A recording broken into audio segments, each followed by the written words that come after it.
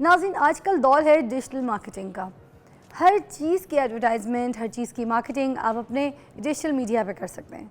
अगर किसी ने घर में कोई परांदे बनाए किसी औरत ने और उसके पास इतने ज़राए नहीं है कि वो जाकर जो है वो उसकी मार्केटिंग तरीके से कर सके, तो उसको सिर्फ एक अकाउंट बनाना है, चाहे वो अपने यूट्यूब का अकाउंट हो या फिर अपने कोई सोशल मीडिया में टिकटॉक का अकाउंट हो या इंस्टा का अकाउंट हो। वहाँ पर उसने वो परांदे बना के उसकी तस्वीरें अपलोड करनी, उसकी प्राइसिंग अपलोड करनी और वहीं से उसके वो अकाउंट्स जो है ना के ज़रिए वहाँ से वो सेल होना शुरू हो जाएंगे, उसकी मार्केटिंग होना शुरू हो जाएगी।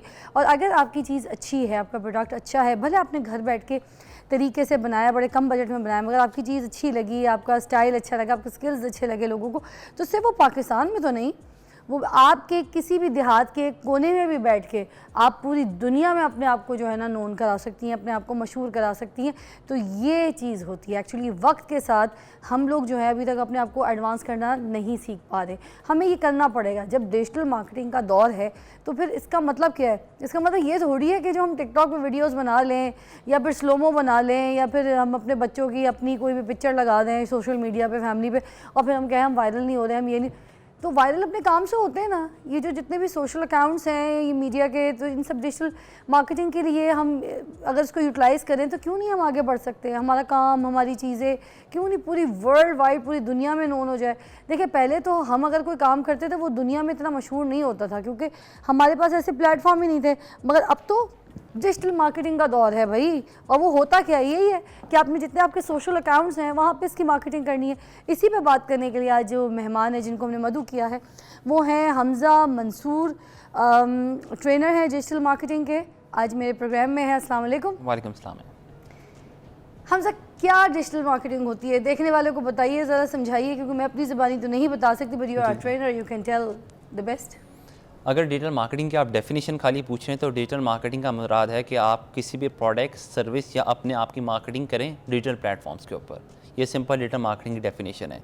लेकिन इसमें एक चीज़ मैं ज़रूर ऐड करना चाहूँगा स्पेसिफिकली स्टूडेंट्स के लिए, कि जितना इसको आसान बना के दिखा दिया गया है कि जिस तरह एक क्लिक के ऊपर आप पूरी दुनिया में नोन हो सकते हैं या आप अपने काम को वर्ल्ड वाइड कर सकते हैं, तो उसकी वजह से ना लोग जो है वो ओवरनाइट सक्सेस के चक्कर में पड़ जाते हैं, फॉल्स प्रॉमिसेस ट्रेनर्स कर जाते हैं उनके साथ। और हकीकतन ऐसा बिल्कुल भी नहीं होता कि हमसे कोर्स करें, 2 महीनों के अंदर डॉलर्स में कमाएं, रातों रात कमाएं, बहुत ज़्यादा कमाएं, ऐसा कुछ भी नहीं होता।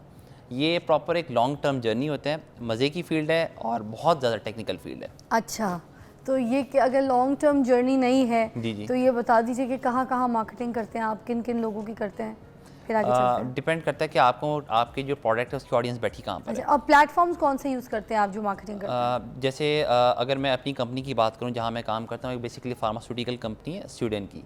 अब उनके अभी करंटली दो चार प्रोडक्ट्स हैं। पहला प्रोडक्ट था उनका हेमोराइड्स का। हेमोराइड्स के जो ऑडियंस है वो आपको फेसबुक पे मिल जाती है इजीली, क्योंकि हेमोराइड्स की जो ऑडियंस है वो है 30+, 30, 35, 40 वाले हमारी ऑडियंस जो सेल हुई जा रही है हमारी। दूसरी प्रोडक्ट थी उनकी वुमेन इंटीमेट हाइजीन क्लीननेस। अब जो वो ख़वातीन है वो ज़्यादातर आपको स्नैपचैट और टिकटॉक पे मिलती हैं, तो उनकी ऑडियंस हमें टिकटॉक से ज़्यादा मिल रही है, स्नैपचैट से ज़्यादा मिल रही है, इंस्टाग्राम से ज़्यादा मिल रही है इंस्टेड ऑफ यूट्यूब या फेसबुक। अच्छा, तो ये देखना होता है कि आपका प्रोडक्ट कौन सा, उसकी ऑडियंस कहाँ पे बैठी हुई है। तो ये तो मैं आपकी उधर चीज़ें देख भी रही। अच्छा, खैर ये बताइए कि लोगों को किस तरीके से सिखाते हैं एज ट्रेनर? जब आपके पास लोग आते हैं तो एक एक चीज़ सीखनी चाहिए, जैसे फेसबुक की मार्केटिंग, टिकटॉक की मार्केटिंग, ये सारा इकट्ठा सीखना चाहिए हमें? नहीं, आप एक चीज़ सीखें लेकिन काम की सीखें।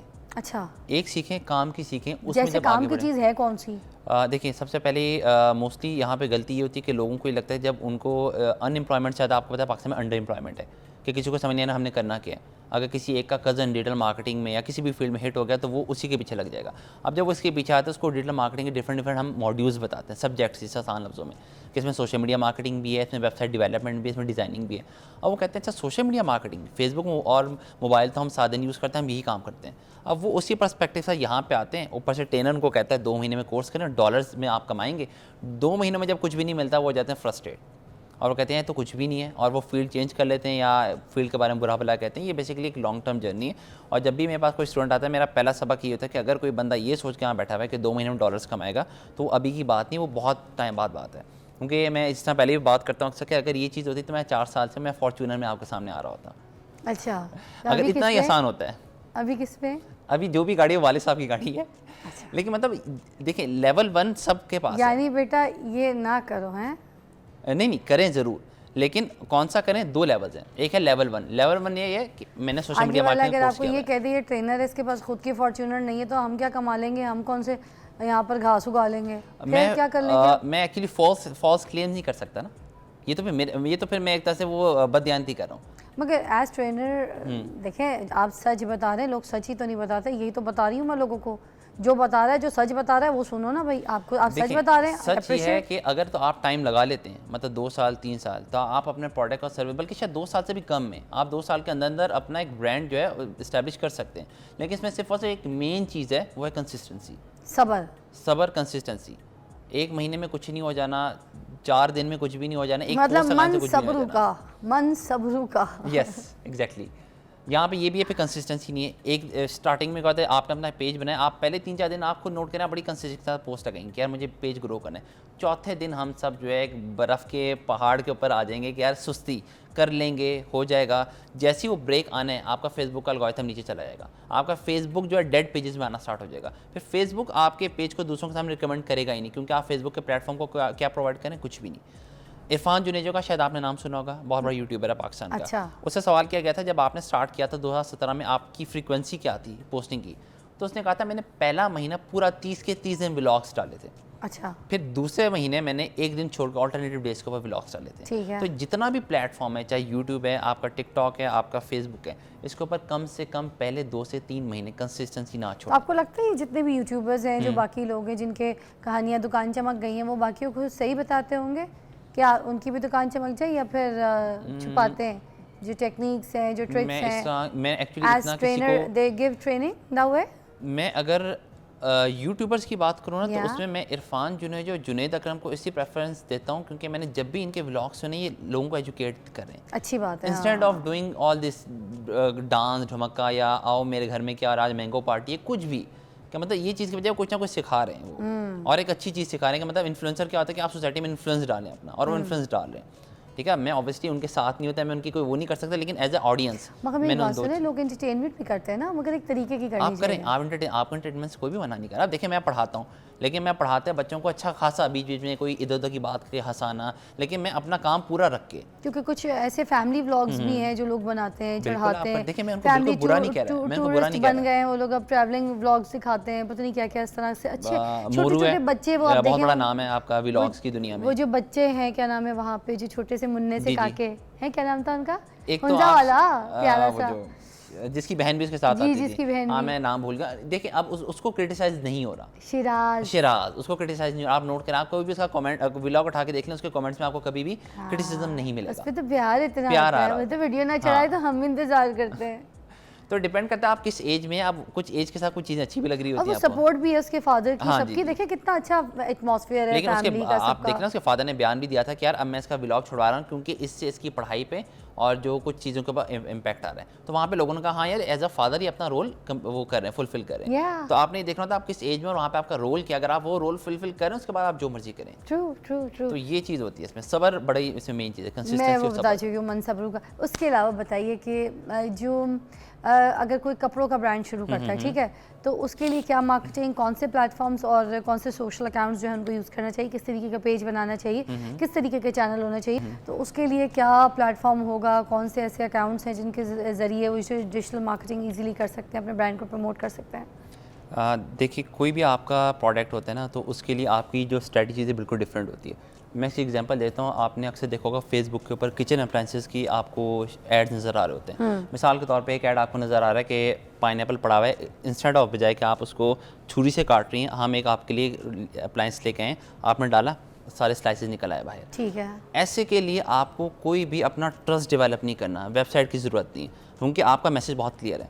आपने देखा, आपने कहा ये तो बहुत काम की चीज़ है, आप सिर्फ और सिर्फ रिव्यूज़ पढ़ेंगी, कह रहे जो दिखा रहे हैं वो असल में है, किसी ने कंप्लेन तो नहीं की हुई, और प्राइस पूछेंगी। ये तो हो गया आसानी से कि यार बिल्कुल आपने एग्जैक्ट ज़रूरत की जो चीज़ है वो दिखा दी। ठीक है। ठीक है। नंबर 2 होता है कि अगर मेरा जैसा बंदा है, जिसने मेरे जैसे बंदे से मुराद है, मेरा काम कि मेरे पास प्रोडक्ट नहीं है, मेरी सर्विस है कि मैं अपने कोर्सेज़ भी करवाता हूँ। अब ये कोर्सेज़ ऑलरेडी बहुत ज़्यादा फैले हुए हैं, तो मुझे अपना कोर्स बेचने के लिए मुझे क्या करना होगा, मुझे अपना मार्केट में ट्रस्ट बिल्डअप करना पड़ेगा।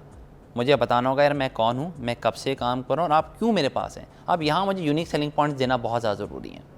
तो ये डिपेंड करता है। इसी तरह जैसे हमारी जो कंपनी है उसमें जब हमने हेमोराइड्स की एक दवाई निकाली जो कि स्वीडन से तैयारशुदा है, तो हमारे पास सिर्फ ये एक चीज़ नहीं थी कि यार वो 700 की दवाई दे रहे हैं, हम 400 की दवाई दे रहे हैं। हमारे unique selling points with clinical reports मौजूद हैं जिसके ऊपर हमने खेलना स्टार्ट किया, ऑथेंटिकेशंस के साथ, इंडिकेशंस के साथ। तो मतलब कहने का मकसद ये है कि आपका जो भी प्रोडक्ट होता है वो सिर्फ, जैसे कल मेरे पास स्टूडेंट है, उसने कहा कि सर मैं ऑर्गेनिक स्पाइसेस बेच रहा हूँ, बाकी लोग 700 के बेच रहे हैं, मैं 350 का बेच रहा हूँ, और मुझे फिर भी लोग मैसेज करके मुझसे खरीद नहीं रहे। क्यों?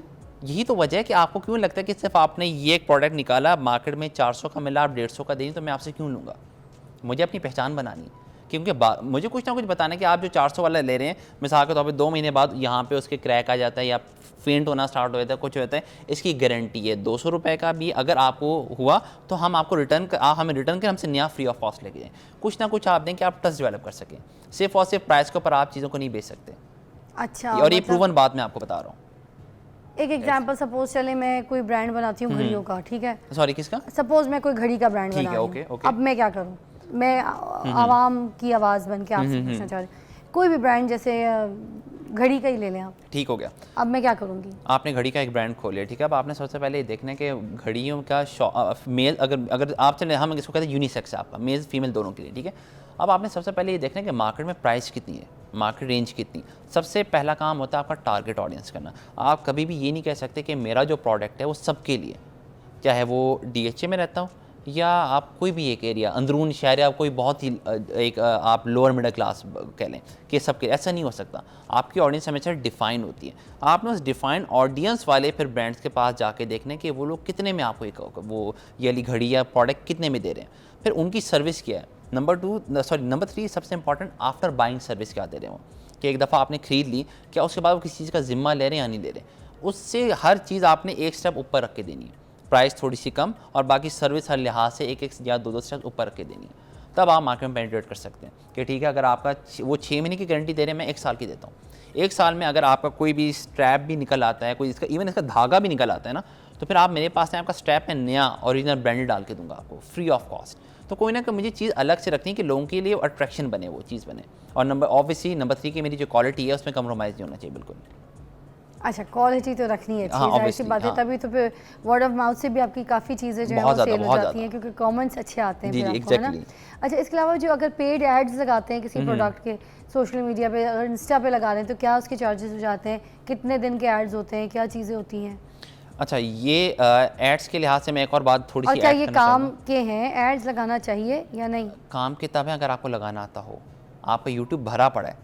देखिए, मैंने आपको पहले भी कहा था कि डिजिटल मार्केटर्स आपके पाकिस्तान में भरे पड़े हैं, लेकिन जो सैचुरेशन है वो लेवल 1 पे है। अच्छा। लेवल 1 से मुराद ये कि मैं आपको कहता हूँ कि मिस, मैंने सोशल मीडिया मार्केटिंग का कोर्स किया हुआ है, मैंने फेसबुक पेज भी बनाया हुआ है, मैंने इंस्टाग्राम पेज भी बनाया हुआ है, और मैं ऐड चला लूँगा, मुझे ऐड चला लूँगा। ये है लेवल 1। लेवल 2 है कि जो इसके बाद स्टार्ट होता है, ऐड चलाने के बाद क्या क्या प्रॉब्लम्स आती हैं, आप ट्रबल शूट्स आपको डील करना आते हैं। आप गारंटी देते हैं कि आप ऐड चलाएंगे तो आपको सेल्स आएगी ही आएगी। आप गारंटी देते हैं कि आप जिस कैटेगरी के लिए ऐड चला रहे हैं उस कैटेगरी को आप रीच कर पाएंगे या नहीं कर पाएंगे। अच्छा, अब जैसे कंपनी से अगर कोई गारंटी जो होती है वो लेनी चाहिए कि अगर कोई 5 लाख रुपए लगा रहा है सपोज, तो उसका पे बैक कितना आएगा? हाँ, आपको सेल्स की गारंटी होती है। अब मिसाल के तौर पे अगर मैं किसी कंपनी का ऐड चला रहा हूँ और वो आए मेरे पास सेल्स के लिए, तो मैं सिर्फ उसको ये थोड़ी उलझा के रखूँगा कि यार चलें हमजा भाई आप सेल्स को तो देख लेंगे, लेकिन मैं आपकी रीच वहाँ तक ले जाऊँगा। रीच के लिए तो आपको ऐड चलाने की भी ज़रूरत नहीं है। आप ऐड चलाने से पहले जब आप प्राइस एंटर करते हैं तो फेसबुक आपको बता देता है कि जो आप प्राइस पर डे मुझे दे रहे हैं, इसके अंदर मैं आपका ये वाला ऐड एस्टिमेटेड इतने लाख से इतने लाख लोगों को दिखा दूँगा। तो वो तो आप घर बैठे भी कमा सकते हैं, आप मेरे पास क्या लेने हैं। तो अगर आपका पर्पस बहुत क्लियर होना चाहिए ना। देखिए, एक होता है सिंपल मार्केटिंग, एक होती है आपकी ब्रांड मार्केटिंग, कि आप ब्रांड बनाना चाह रहे हैं या सिर्फ आप सेल्स करना चाह रहे हैं। जो मैंने आपको पाइनएप्पल वाली एग्जांपल दी थी, उसमें सिर्फ सेल्स हो रही है। अगर आपने ब्रांड बनाया तो आप डायरेक्ट सेल्स पे नहीं जाएंगे। अच्छा, ये बात भी क्या सच है कि अगर जैसे इंस्टा पे या फिर सोशल मीडिया पे जब हम एड्स लगाते हैं अपने अकाउंट्स के थ्रू, तो वो जो अकाउंट है हमारा, अगर हम ऐड ना लगाएं तो वो फिर स्लो हो जाता है और उसका मोहताज हो जाता है। जो व्यूअर्स हैं, जो फॉलोअर्स हैं, वो सारे के सारे उस ऐड के थ्रू जो हमें फेसबुक या इंस्टा दे रहा होता है, बस वो मिलते हैं। उसके बाद ऑर्गेनिक चीज़ें ख़त्म हो जाती हैं। Is that right? ऑर्गेनिक आपकी तब डेड होती है जब आप कंटेंट डालना छोड़ देते हैं। जी, अगर आप कंटेंट डालना छोड़ देना तो आपका पेज ऑटोमेटिकली डेड हो जाएगा, फिर आप सिर्फ और सिर्फ मोहताज हो जाएंगे। कंटेंट भी डाल रहे हैं मगर अब किसी और चीज़ पे पेड प्रमोशन नहीं की भी तो वो उसको वैसे नहीं उठाएगा, वैसे व्यूज़ नहीं देगा। ये है ऐसे, तो फिर वो आगे से जो है वो फिर मार्केटिंग कैसे होगी उसके प्रोडक्ट की, अगर वो पेड प्रमोशन कर रहा है अपनी किसी नहीं चीज़? नहीं, सॉरी, मैं शायद आपका सवाल जो मैं इंटरप्रेट कर रहा हूँ आपका सवाल वो ये है कि अगर आपका पेज डेड, पहले इसको डिस्कस करते हैं, आपका पेज डेड कब होता है? आपका पेज डेड तब होता है, मैंने अपना पेज बनाया, मैंने 2-4 दिन पोस्टिंग की, अब मैंने छोड़ दी पोस्टिंग कि मेरे पास टाइम नहीं है, मैं इधर बिजी हूँ उधर बिजी हूँ। उसके बाद मैंने एक हफ्ते का भी गैप देना स्टार्ट कर दिया ना, तो जो थोड़े से व्यूअर्स आए थे वो अब ख़त्म है। उसकी वजह ये है कि आप कभी नोट करें, आप फेसबुक पे जब स्क्रॉल डाउन कर रही होती हैं, बहुत सारे पेजेस ऐसे आते हैं जो ना आपके फ्रेंड में होते हैं, ना आपने उनको फॉलो किया होता, ऊपर लिखा होता है सजेस्टेड फॉर यू। आप कभी इन बात नोट कीजिएगा, और ये अक्सर आते हैं। वो कौन से पेजेस होंगे जिनके ऊपर कंटेंट बहुत ज़्यादा आ रहा है, क्योंकि जब ये एक आप समझ लें गिव एंड टेक है, गूगल है, फेसबुक है, यूट्यूब है, टिकटॉक है, कुछ भी, वो कहते हैं हमें कंटेंट दो, हम तुम्हें व्यूज़ देंगे। सिंपल अच्छा, आसान सी बात है। ठीक है। अगर आप ऑर्गेनिकली अपना कंटेंट डाल रही हैं तो आपको रीच वैसी मिलना स्टार्ट हो जाती है। इसका मतलब फिर भी ये नहीं कि आप एड्स चलाने की ज़रूरत नहीं है, एड्स तो फिर आपको बहुत वाइडर ऑडियंस तक ले तो जाएगा। आप ये कहते हैं कि social media is the best platform, digital marketing ये सारा कुछ अच्छी प्रमोशन देता है, बिजनेस अच्छा देता है, राइट? लेकिन सिर्फ अगर हम खाली ये वाली टैगलाइन बोलते हैं तो लोग गलत समझते हैं। ये बिल्कुल देता है, लेकिन अगेन वही वाली बात, कंसिस्टेंसी, आपके टारगेट ऑडियंस क्लियर, आपका रोड मैप क्लियर हो, सब्र और सीख के भी, और उसके साथ रोड मैप, थोड़ी अकल भी। Yes, हम वही सब कुछ वाला अल्लाह पे सीख छोड़ के, देते हैं ना। सीख के, हाँ जी जी। yeah? Alright. Road Thank map you- complete हो। Thank you so much Hamza, बहुत बहुत शुक्रिया, आपने Thank you, हमें ma'am. समझाया और आपको भी समझ आया होगा। देखिए जी, आजकल दौर है डिजिटल मार्केटिंग का, इसका फ़ायदा उठाइए। अब दौर बदल गया है, जिस वक्त जिस तरीके का दौर है उस तरीके की वो नैया पकड़ लेनी चाहिए, ताकि आप अपनी जो मंजिल है उसको पार कर सकें। चाहे जो भी दुश्वारियाँ हों, वो आपको कोई रुकावटें कुछ भी कहीं पे भी नहीं रोक सकती जब आपका विजन क्लियर है। Will take you again, so after a break will see you.